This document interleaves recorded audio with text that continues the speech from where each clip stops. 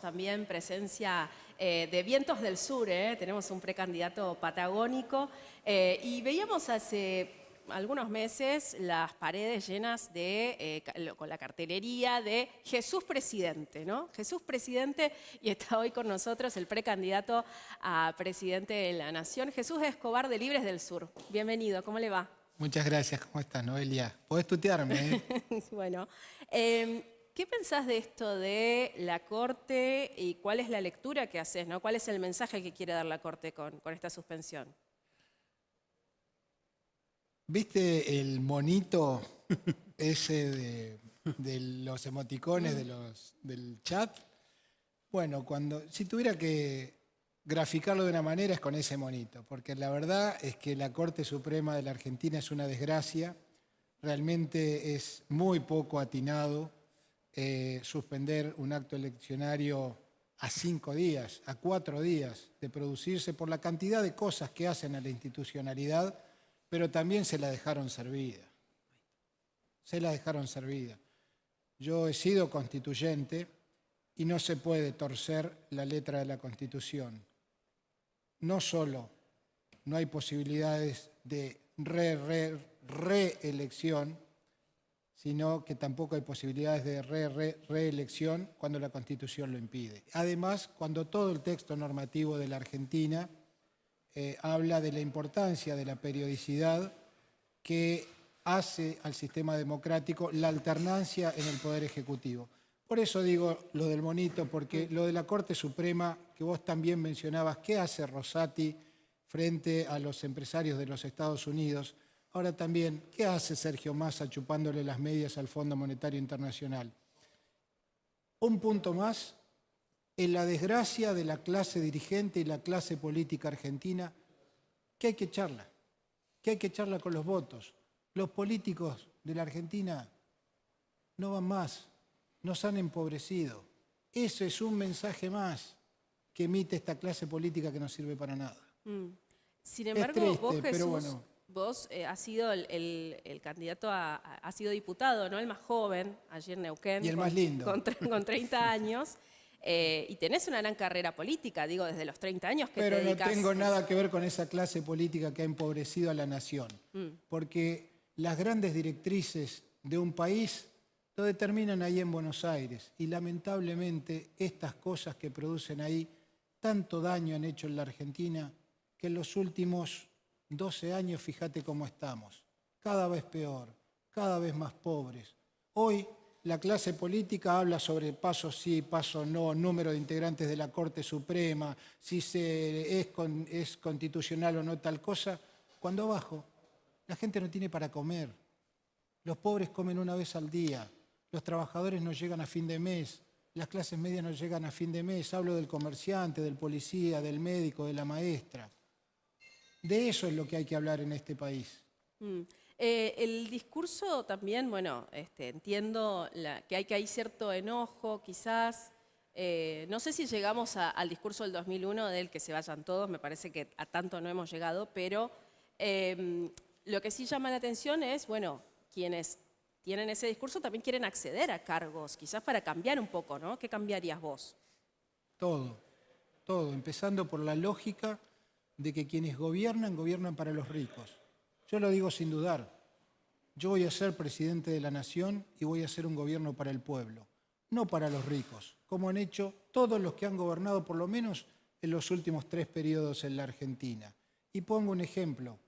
En mi provincia, Neuquén, en donde están las petroleras y gasíferas más grandes del mundo, se les paga Cristina Kirchner, Mauricio Macri, Alberto Fernández, el doble, el millón de BTU, que es la medida con la que se mide el gas, de lo que se paga en Estados Unidos o en Canadá. Indulgentes con los más ricos. Y con los pobres, todos los días les aumentan la carne, todos los días les aumentan la leche. Ahora, Jesús, ¿cómo...? Medio difícil tutearte llamándote Jesús, perdón. Me puedes tutear, sí, claro, digo, es más cercano. Pero digo, la verdad que Argentina está en un conflicto, digamos, de problemas para ver cómo solucionamos económicamente esto, porque como vos bien decís, la verdad que viene hace años.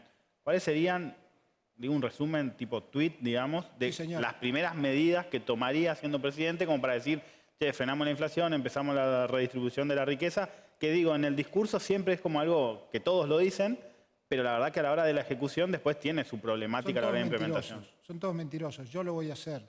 Lo primero que hago es cortar con el Fondo Monetario Internacional.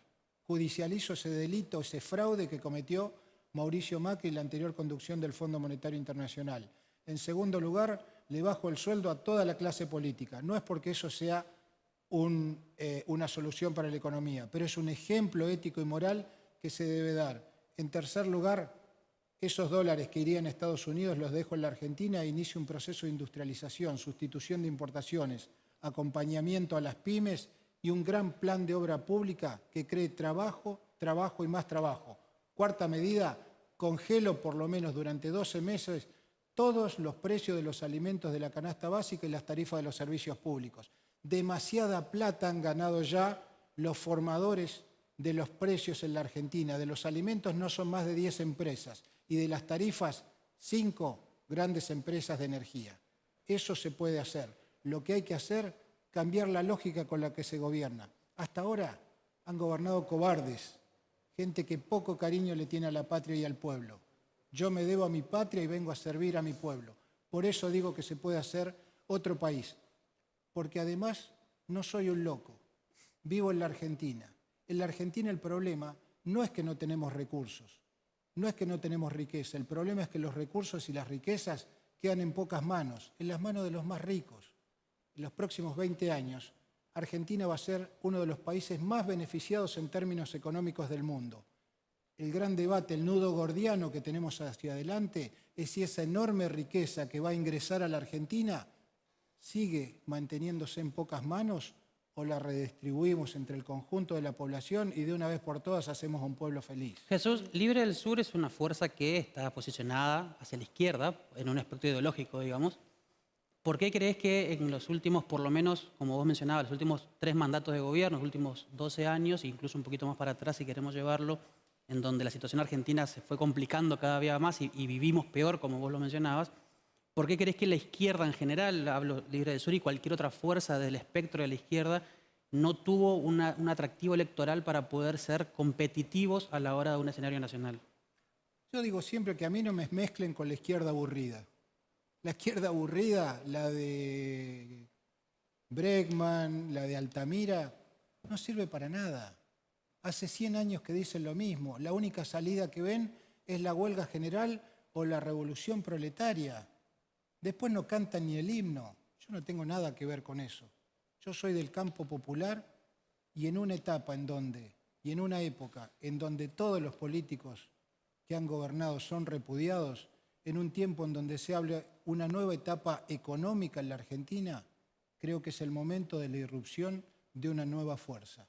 Eso es lo que venimos a hacer y eso es lo que vengo a hacer, a cambiar los destinos de la Argentina. Por eso digo que voy a ser presidente y hay que cambiar los destinos gobernando para el pueblo. No hay otra manera y se puede hacer. Lo que sí se necesita es tener coraje, que no han tenido todos los que han gobernado, que se han ido a arrodillar a los yanquis, al Fondo Monetario Internacional, a los poderosos, y siempre gobiernan cuidándole el bolsillo a ellos. Respecto a eso último, en una nota, si no me equivoco, es un medio de Río Negro, lo estaba leyendo hoy, en referencia incluso a su programa económico, hay congelamiento de precios y demás, usted mencionaba que proponía ese plan económico y empresario que no lo quiera cumplir le manda a la gendarmería. Va preso, decía la nota, ¿no? ¿No cree que el estado actual del debate argentino requiere ser un poco, no ceder, no arrodillarse, pero intentar un consenso con el sector empresarial, incluyendo las pymes, obviamente, y las grandes empresas, y no un discurso quizás tan duro que pueda asustar, por llamarlo de alguna manera, a alguno? Completamente de acuerdo. Yo soy un hombre de diálogo. Ahora también no me va a temblar la mano para defender a mi pueblo. El problema es que acá quienes gobiernan le van a chupar las medias a los empresarios, a los súper ricos, ¿eh? No hablo del que tiene una empresita, una pyme. Por eso cuando yo dije voy a congelar los precios durante 12 meses, no este mamarracho, esta pantomima que hizo Sergio Massa, que dijo voy a congelar los precios y primero le permitió aumentar 40% a los grandes empresarios, que son 10, que determinan los precios en la Argentina. Yo si congelo los precios, los congelo en serio durante 12 meses y aplico la ley de abastecimiento. Y ahí digo, si yo, para que en las góndolas argentinas los argentinos puedan acceder a la leche, a la carne, al pan, que siempre desabastecen los ricos, si tengo que mandar la gendarmería a llenar las góndolas, mando la gendarmería. Aplico todos los instrumentos de la ley para defender a los que menos tienen.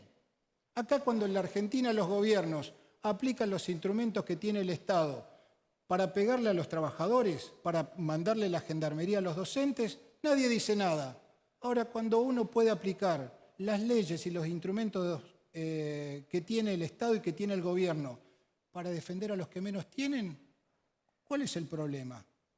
Lo que hay que cambiar es la lógica de cómo vivimos, de cómo pensamos y, por supuesto, de cómo se gobierna. Jesús marcó que una de las primeras medidas que tomaría en el caso de que llegase a ser electo presidente sería romper el acuerdo con el Fondo Monetario Internacional. Muchos economistas, políticos, sostienen como argumento que no se puede romper ante el fondo porque sería el acabose, el fin del mundo para el país. ¿Qué le dice a esa gente que tiene esa lectura, ese pensamiento? Que tienen razón, hace 4 años que estamos chupándole las medias al fondo y miren cómo estamos, felices, todos ricos, todos andando en autos último modelo y todos los meses le aumentan a los trabajadores y a los jubilados. Eso lo dije hace 4 años. Hace 4 años dije que no había que hacer ningún acuerdo con el Fondo Monetario Internacional porque no solo iba a endeudar a generaciones y generaciones de argentinos, sino que rápidamente iba a asolar en la Argentina un ajuste terrible que nos iba a llevar a un estado de mucha más pobreza del que había.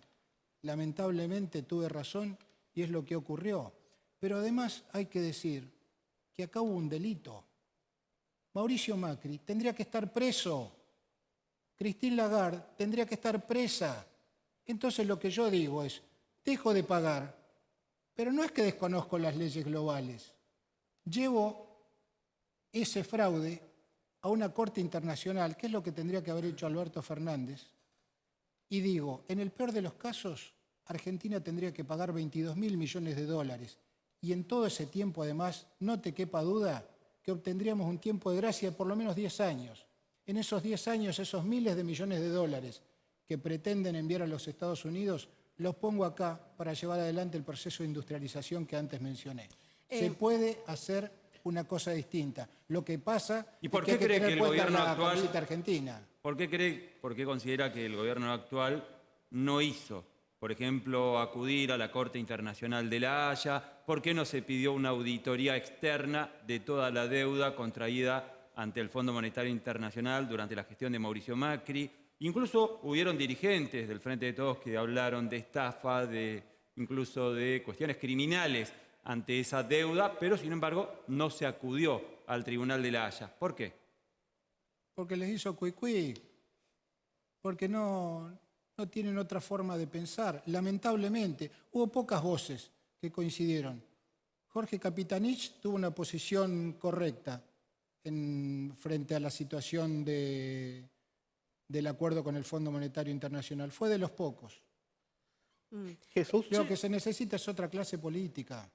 Lo que se necesita es tener coraje, es tomar ejemplos de la Argentina, al general San Martín, no a Videla como pretende Milei, no a Pinochet como pretende Milei. Se puede hacer otra cosa. A mí me recuerda igual, escuchándolo, habla me puedes tutear, ¿eh? Escuchándote, habla de sustitución de importaciones, soberanía económica, casi como una tercera posición, ¿no? Ni izquierda ni derecha, un tal plan quinquenal de un tal Juan Perón. Absolutamente de acuerdo. Y fíjate vos que hablando de este gobierno, lamentablemente no tomó una de las cosas más ricas que tenía el general Perón. El general Perón, ¿cómo enfrentó a los poderosos de su tiempo? Convocando al pueblo a la calle, participación popular.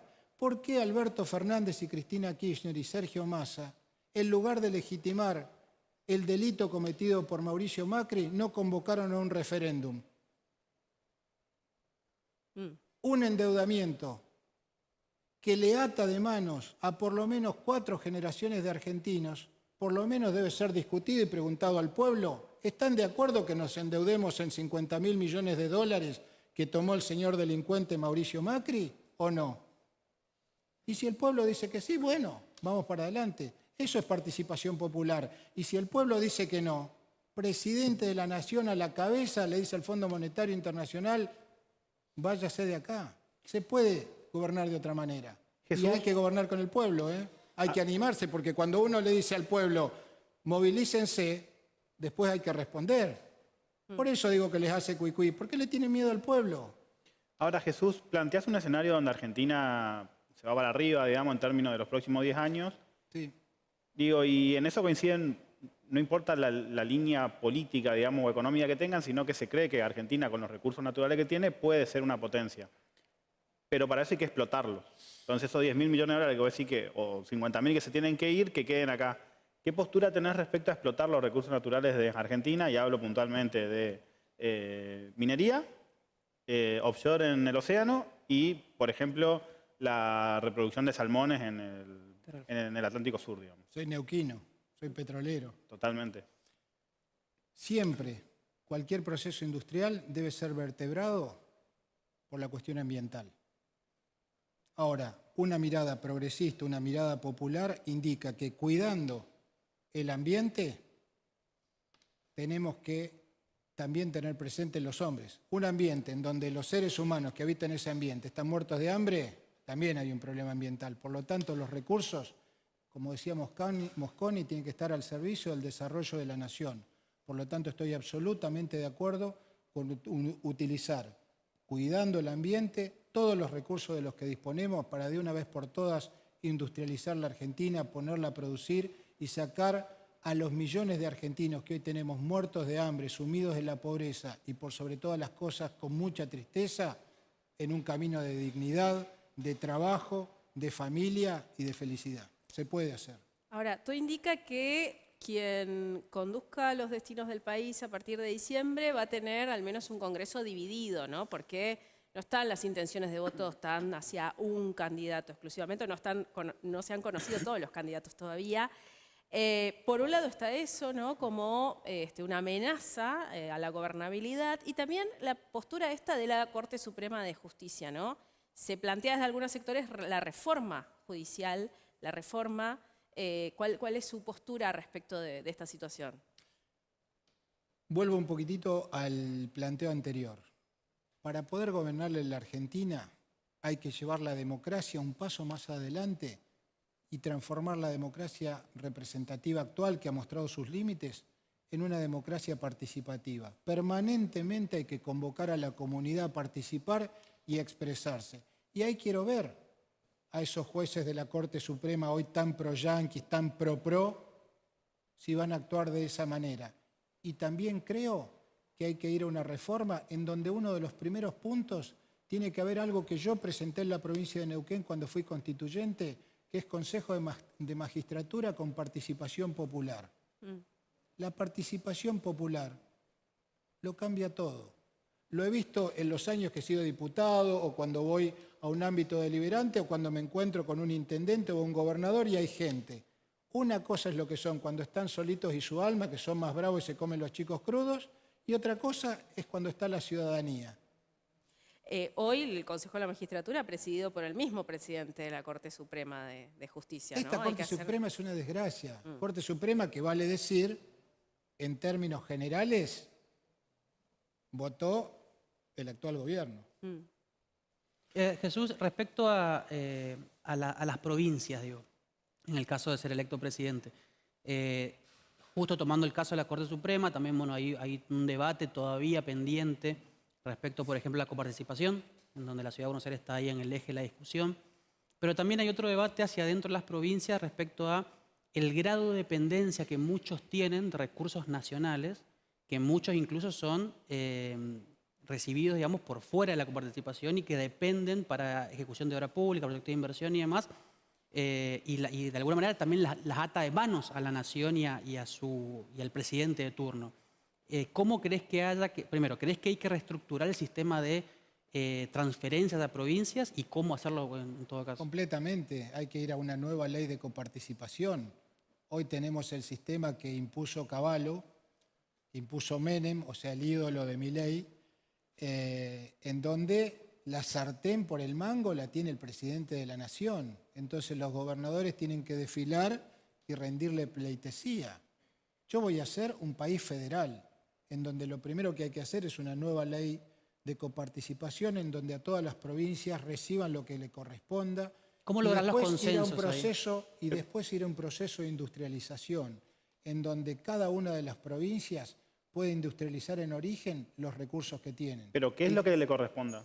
Porque digo, nosotros en nuestra provincia hemos sufrido, por así decirlo, el abandono de la nación durante muchísimos años y si nos pone a competir ahora en las mismas condiciones que la zona núcleo, que encima produce lo mismo que nosotros, nos está matando, digamos. Entonces, por eso hay que discutir una nueva ley de coparticipación. bueno, pero ¿qué es lo que corresponde a la pregunta? Porque yo pediría que nos den el 14%. En realidad, yo personalmente pienso que lo que tenemos que hacer es discutir que la nación tenga menos recursos y las provincias más recursos.